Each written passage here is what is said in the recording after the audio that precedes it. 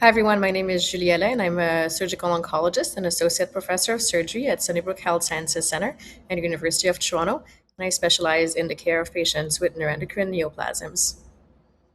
Today I was asked to talk to you about how to navigate surgery for neuroendocrine tumors, and so what I'll do is really take an overview of surgical care. We're not really going to go into the specific details of each types of procedure because there's so many different types of procedure here that would actually take an entire day of conference to do. I'll start by saying that one of the important things when we talk about why do surgery in neuroendocrine tumors is that we need to understand we're dealing with a chronic cancer. In a lot of cancer care, we tend to want to approach it as a sprint. We want to outrun the malignancy so that we can cut it short and get it to stop immediately. In neuroendocrine tumors, we know that we're facing more of a marathon, where people, like some of you, even with active disease, will go on to live for years with that disease. Much like some people have diabetes or hypertension, and we need to make sure that we use our therapeutic tools in a way that allows us to run that marathon for the longest time possible. And so the first question I'll address here is whether surgery is right for you. And for that, we'll try to understand why we do surgery and how we think about that decision. To me, there's kind of three main buckets here in terms of the types of disease that we'll treat with surgery. The first one is we're dealing with local regional disease. So that means tumors that are still confined to the original organ, sometimes maybe to the lymph nodes. But in that setting, what we want to do is really aim for a cure to completely remove the tumor. Then, in the metastatic setting, once the tumor has spread to other organs, we're not able necessarily to cure anymore, but we may want to use surgery for long term control.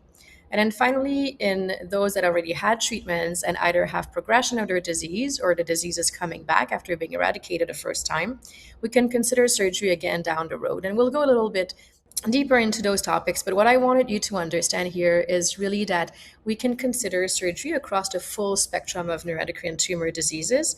And so it's important that the role of surgery be reassessed at each of the key time points in your care journey. And how do we make that decision? Well, as you know, there's as many types of neuroendocrine tumors as there are stripes on a zebra, and that really depends on the type of tumor we're dealing with.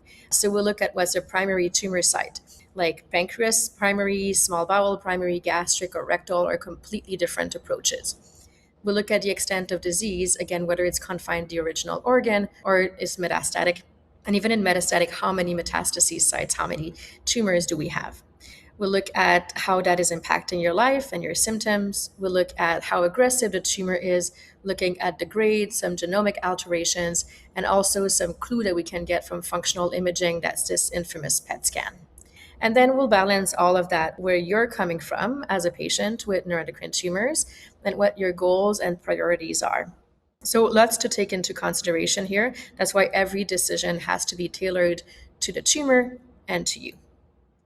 And the good news is when we're able to do that, after surgery, patient can go on to live a very long life. So those are numbers that were put together by Léa-Marie Meloche-Dumas, who's a fellow with us in Toronto right now and is going on to start practice in neuroendocrine tumors in Montreal. And what we looked at is amongst all patients in Ontario who had surgery for neuroendocrine tumors, and that's thousands of people over about 10 years. And if we take everybody, so all tumor types, all extent of diseases together, the 5-year survival is 82% and a 10-year survival is 66%. That means 66% of people still alive 10 years after their first surgery. That may look different for every person, but that's an excellent number. And what's important to realize here is when we have such a long survival for people that have tumors, there's a high likelihood of dying from things other than the cancer. In fact, when Léa-Marie looked at this, we have 44% of death over 10 years after surgery for neuroendocrine tumors that are not related to cancer. So I think this is important to understand so that we make sure that a therapy we give with surgery is not more toxic than the cancer itself, because people are going to live for a long time. And so that's why the first thing I want to talk about whether surgery is right for you is that sometimes surgery is just not needed. There's a few scenarios that I'll cover quickly. The first one is folks with small pancreas neuroendocrine tumors, so less than 2 centimeter, that are non-functional. By now, that we mean that that have no hormonal secretion and that are not a genetic syndrome, so not MEN or VHL or things like that. Those tumors can be safely watched, and this is information we got from over 1,000 patients that were monitored with small pancreas neuroendocrine tumors. A few were operated. That was a decision made by the treating team at the time. And what happened is we realized that there's actually no real benefit to operating and that there's high risk for harms. So what this means is to harm one person with this type of tumor with an operation, we had to operate on 6 people. So for every 6 people operated, one gets harmed with complications that maybe were not needed. And there is no true benefit. So in order to prevent one person from having a progression, we had to operate on 285 people. And so that's exposes a lot of people to harm without necessarily benefits. So in that setting, those tumors can now safely be observed. So all very grateful to Stefano Partelli's team in Italy for running this trial and bringing us these data. Other similar scenarios are some very specific types of gastric neuroendocrine tumors, small duodenum nets, and small rectum nets. Again, that's not for everybody, but in specific circumstances with good features, surgery may not be needed, and that's important to understand. Now, the second question is, what are we really trying to accomplish with surgery? And I hope that that can help you navigate the decision making a little. So, like we talked about at the very beginning, the intent depends on what we're treating. In local regional disease, so limited to the original organ and the lymph nodes, we intend to cure or to eradicate the tumor completely. In metastatic disease that has spread beyond the original organ, we're not curing the cancer anymore, but we can control it for a very long time. And so those are different mindsets that bring different surgical treatments. When the intent is to cure, what we want to do is remove all the visible disease to eliminate the cancer that we can see and that we can feel. That's often the case when we're looking at small bowel or pancreas neuroendocrine tumors that are limited to the original organ. We can do this if we're able to remove all the tumors without impacting vital structures that are necessary for life. That can reasonably control the cancer. So it has to be cancers with good, what we call biology, so that are not too aggressive and the surgery can reasonably control. And then finally, we have to have a balance with potential harms from the operation and make sure that you can fare well with the surgery from a medical perspective. And when we do this, the way that we operate for these tumors is completely different than in other types of cancers. So we want to forget about the typical resections we do for those cancers and get into a sparing mindset that we call mesenteric-sparing. And this means that sometimes for small bowel neuroendocrine tumors, we have to get very close to the tumor. We cannot get wide margins, and we do it on purpose so that we can spare intestine for you, for your function now, and later when the tumor may come back and necessitate other treatments. What does that mean? Well, I like the toppings on a pizza, but I don't really like the crust. And so that's where this analogy comes from.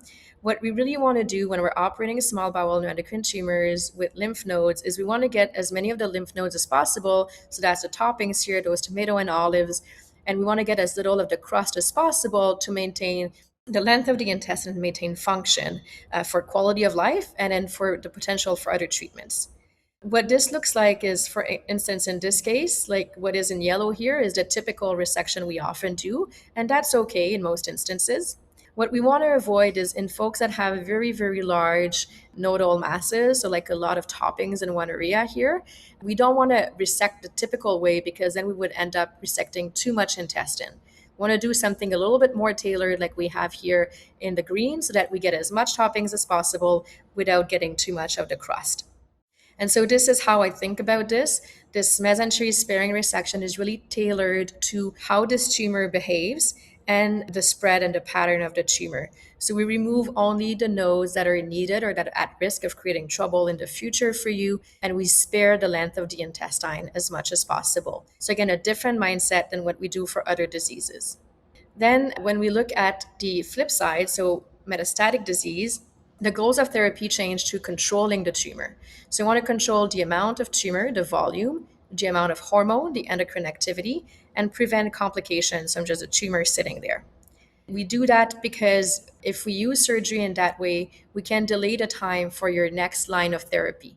So we can make it so that the therapies you're on right now can work for longer and that you don't need to jump to another line right now. We're sparing options for the future. And this is in particular with the somatostatin analogs, the infamous shot, so either LAR or lanreotide. If we can reduce the volume of tumor, these therapies tend to work better. So even removing the majority of the tumor, even if we cannot remove everything, can help prolong the options for you. What I'm trying to say here is surgery still has a role even when we cannot cure. Because we cannot cure doesn't mean it's not worth doing. We know this is a disease that eventually is going to progress. So we want to buy time between the times where there's going to be progression. We know that surgery can also relieve symptoms right away in about 96% of cases, in particular with liver metastases. And you want to preserve options for the future so you still have ammunitions to run your marathon for as long as possible.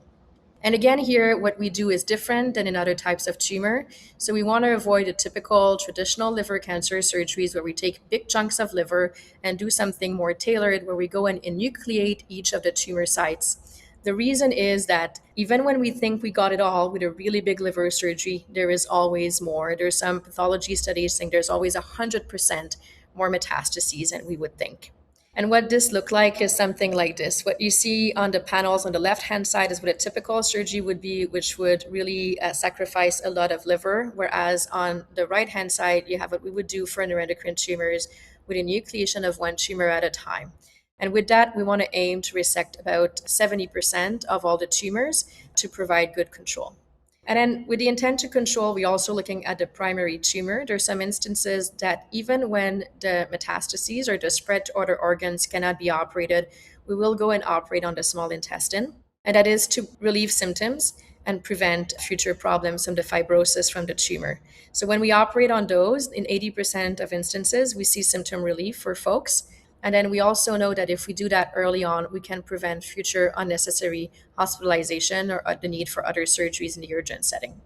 That is a bit different in the pancreas. There can be a role to remove the primary tumor even in the setting of metastases that cannot be removed, but that is much more limited. It would only be for tumors in the tail of the pancreas that all have very good features. And the reason for that is that the risk of complications after pancreas surgery is much higher than after small bowel surgery, so the balance is different. And then I'll finish by telling you a little bit what to expect around the time of the operation. First off, before surgery, you need preoperative preparation. If you have small intestine or metastatic tumors in particular, know if you have carcinoid syndrome. And then if you do have it, you need a heart workup with an echo to make sure there's no heart damage from it before getting under anesthetic. You get medical and nutrition assessment for readiness for surgery. And in terms of medication, you don't need any specific preparation. That's what we know now. You can just continue your usual medications and you don't need add-on prophylaxis or preventative medicine. In the operating room, we want to look for the carcinoid crisis in those of you that have carcinoid syndrome. But the big change now from an international consensus from experts from all over the world is that you do not need octreotide either prior to surgery or in preventative at the beginning of the operation. And if you have a crisis, the first line of treatment would be vasopressors with octreotide used only as an adjunct if nothing else is working. This is the profile of complications within 3 months of surgery for pancreas, the small intestine, and the liver. And this is, again, information we got from Dr. Milosh-Juma's work with our Ontario data set here. So things, again, that will depend on the specific surgery you're having, but important to ask and know about. The good news is when we looked at how much time folks will spend at home after their surgery, the vast majority of people will spend most of their time at home. About 82 out of the first 90 days are spent recovering in the home setting, which I think is very good news for everyone. We also looked at how symptoms go after surgery. It's work that's been done by Carlotta Sarzo, who's a resident in surgery in Milan, working with my team right now. And what we know is the main symptoms after surgery will be tiredness, poor well-being, and anxiety, and that those will go up right after the operation. It's normal. They will peak at about 2 to 3 months, and after that, they will come back down and then plateau at around 6 months.